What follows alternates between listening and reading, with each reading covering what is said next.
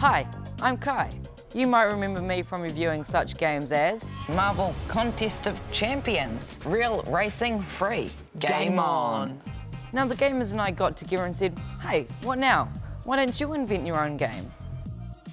And when the gamers and I speak, what now listens? This place looks pretty techy. The creator's got to be here, somewhere.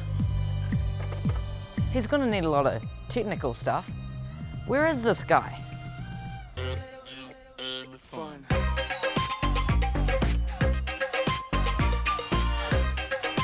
Hey man, you haven't seen the creator of the new What Now game that probably has a lot of techie stuff? Yeah, that'd be me, but I don't really have a lot of techie stuff. Awesome, can you tell me about it? So this is pretty much my setup. What would you like to know?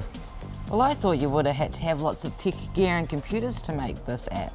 Well, you sort of do, but this is a computer and the other gear is pretty much my cell phone, and that's about it really. How did you get the idea to let's do this, use your head app? Well, What Now actually approached me and said we've got this great game that we play on the show, and it would be great if we had a video game that kids could play on at the same time, you know, when they're watching the show, and play along with the show, or just play whenever really.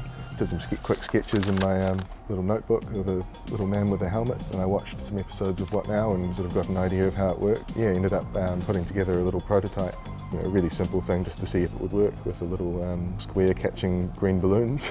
So how did you make it so that kids at home can play at the same time it's being played on the show? On the title screen there's a little picture of a stopwatch. Yeah. If you hit the stopwatch, you go into timed mode and you get 60 seconds. You just try and catch as many balloons as you can. So will there be any ranking system so I can see if I'm the best in New Zealand on this app? Absolutely, there's a leaderboard. If you're on iPhone it will be the Game Center leaderboard, and if you're on an Android phone it will be the Google Play. Now how easy would it be for someone like me to get into making these sort of games?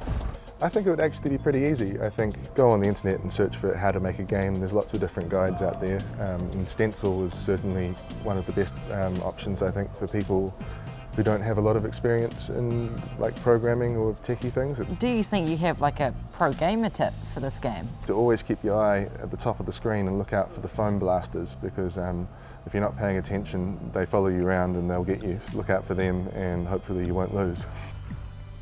Now I consider myself to be a fair and honest gamer, and if it falls to me to review this game, I won't. I'm going to leave that up to you at home. Share your thoughts at www.whatnow.tv and tell us what you think. Tom, I've almost beat your high score. Yeah, good luck man.